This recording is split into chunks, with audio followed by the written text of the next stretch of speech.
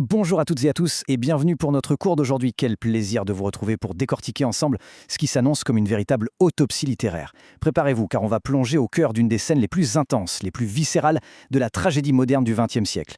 La fameuse confrontation tirée de l'Antigone de Jean Anouilh. Pour les passionnés de théâtre que vous êtes, cet extrait est un bijou absolu. L'idée, ce n'est pas juste de lire le texte, c'est vraiment de regarder sous le capot pour comprendre la mécanique des émotions, l'art de l'argumentation de la dernière chance et la façon dont Anouilh bouscule complètement le mythe antique. Alors installez-vous confortablement, gardez l'esprit grand ouvert, car la porte du palais de Thèbes est sur le point de s'ouvrir.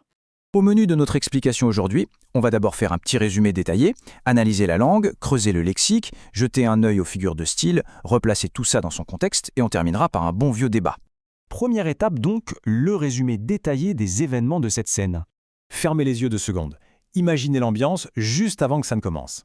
L'air est lourd, la tension psychologique est littéralement étouffante.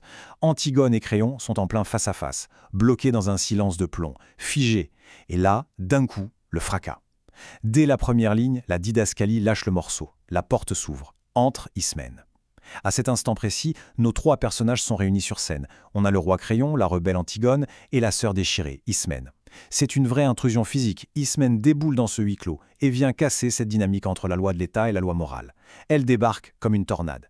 Imaginez ce que c'est que d'être jeté au beau milieu d'un conflit pareil. Si on devait chronométrer cette petite minute de drame pur, l'escalade de la tension donne carrément le vertige. À la seconde une, Ismène entre en hurlant le nom de sa sœur. Elle a le souffle court, elle transpire la panique, avec une sorte de courage de dernière minute. Seconde 15, boum, c'est le rejet glacial d'Antigone. Pas de câlin, pas de larmes, juste un très froid « qu'est-ce que tu veux toi aussi ?» Antigone oppose une résolution quasi métallique au désespoir haletant de sa frangine. Seconde 45, Antigone capte qu'Ismène pourrait lui voler la vedette de son martyr, alors elle pousse Créon à bout. C'est la provocation ultime. Et enfin, seconde 60, le cri de Créon et l'arrestation brutale, très physique, par les gardes. Un condensé de violence absolue en à peine 1 minute chrono. Ce qui nous amène à notre deuxième partie, l'analyse de la langue et du style si particulier d'Anouilh. Alors, comment Anouilh arrive-t-il à rendre un mythe vieux de plusieurs millénaires aussi incroyablement palpable pour nous, lecteurs du XXe siècle? Eh bien, par une véritable révolution du style. Dans une tragédie classique bien sage, on s'attendrait à de grandes envolées lyriques, à un vocabulaire hyper noble sur les dieux et la fatalité, mais Anouilh fait tout le contraire. Il balance des anachronismes modernes, des mots triviaux, super familiers. Antigone parle d'aller gratter la terre à 4 pattes. Elle compare sa sœur à une voleuse. On est sur un vocabulaire sensoriel qui sent la boue, la saleté, la sueur. Le tragique ici, il n'est pas perché dans les nuages, il est coincé sous nos ongles. Ça démystifie totalement le héros grec tel qu'on se l'imagine. Et ça s'illustre brillamment avec cette réplique hallucinante d'Antigone qui balance au tyran « Allons, cuisinier, puisqu'il le faut ». Non mais imaginez un peu, traiter le roi de Thèbes, celui qui détient le droit de vie ou de mort, de vulgaire cuisinier. C'est d'une insolence folle. Avec ce seul petit mot, Antigone dépouille Créon de toute sa majesté. L'exécution à mort n'est plus une grande sentence d'État majestueuse, c'est ravalé au rang de petite corvée domestique. C'est le langage familier qui triomphe pour littéralement écraser l'autorité. On enchaîne logiquement sur notre 3e section, l'explication lexicale. Au théâtre, on le sait, chaque mot compte. Anouilh choisit les siens avec la précision d'un tireur d'élite. Prenez par exemple ce mot cinglant qu'Antigone crache à sa sœur, les jérémiades. Une jérémiade, c'est une plainte importune, le fait de pleurnicher sans arrêt. L'étymologie d'ailleurs nous vient directement des lamentations du prophète biblique Jérémie. En utilisant ce mot bien précis, Antigone ne se contente pas de dire non à Ismène, elle s'en moque ouvertement. Elle réduit à néant l'espèce de courage bruyant de sa sœur. Parce que pour Antigone, la mort, c'est un acte silencieux, solitaire. Ce n'est pas un mauvais drame plein de larmes.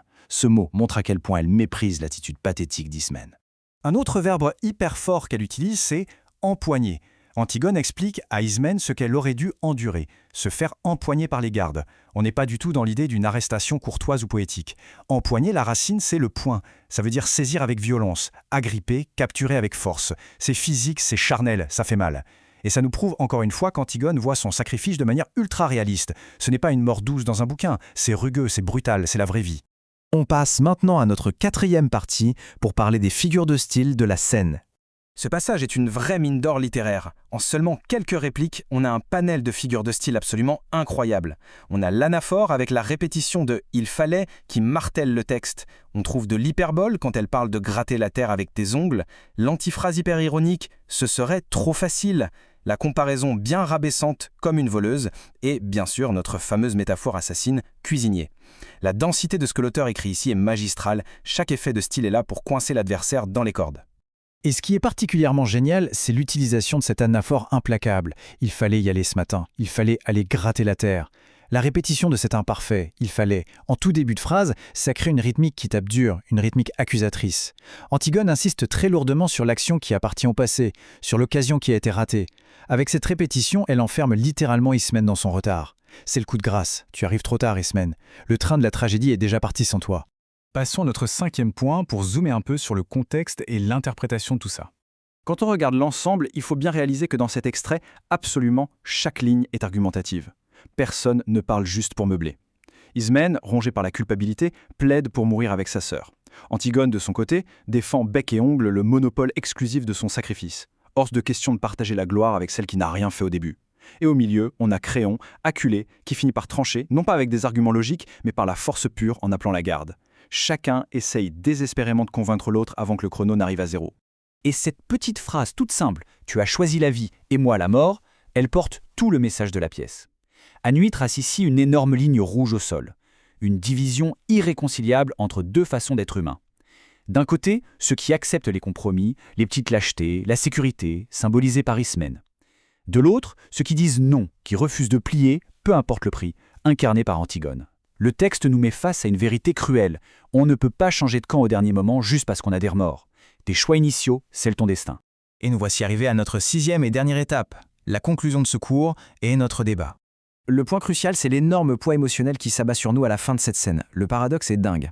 Quand les gardes empoignent Antigone, elle crie « Enfin, crions !» Pourquoi elle est soulagée ? Parce que ça y est, l'ambiguïté est morte. Ismène menaçait de rendre son sacrifice flou, moins pur.